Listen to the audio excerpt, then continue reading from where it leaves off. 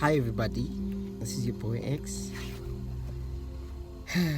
In recent events on everything that has been happening, it's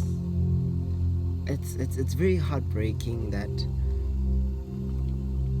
when God made man to have power and strength, God placed woman around us, and He gave us strength to be able to use that strength to protect a woman. It's heartbreaking to see that men have turned that strength, in lack of a better word, to then, instead of protect and look after a woman, but to use that very same strength to abuse, rape, and even kill our woman.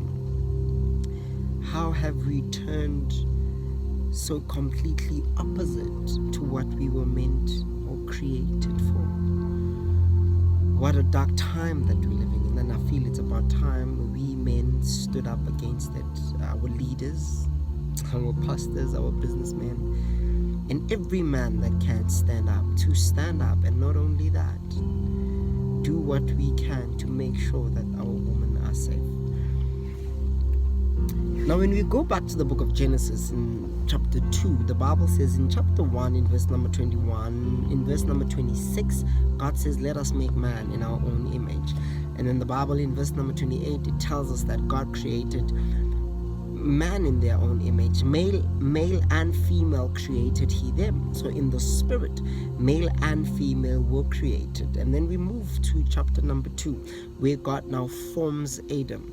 He forms Adam, and the Bible tells us that the plants hadn't grown yet because God did not send rain yet. And then there were rivers that then flourished or nurtured the ground, and plants and trees started to spring up, and everything that was, there was even gold there, and everything that was good and acceptable in the eyes of man, it was perfect. The garden was perfect. God placed Adam and put them in the Garden of Eden. It was perfect. It was nothing short of perfection. But still, in the midst of everything, in the midst of God, Adam still had a yearning. And God saw that, and God said, it is not good for man to be alone. And then I will make a suitable helper, not a punching bag, not somebody to be killed, not someone to be raped, but I will make a suitable helper for you, Adam. Now the Bible says God put Adam in a deep sleep and took a rib out of Adam and formed a woman, and formed Eve.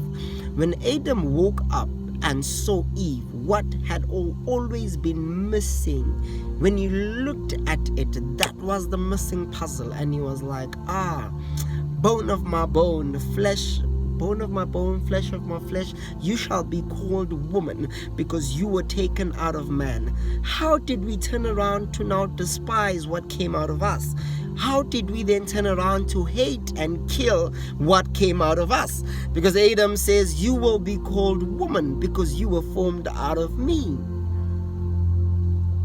And then fast forward to go Ephesians chapter number 5, the Bible tells us, especially from verse number 22, the Bible tells us that women, submit to your husbands. And then husbands, love your wives as Christ loved the church. We are quick to speak about a woman that submits, and we never speak about a man that has to love his woman. And manje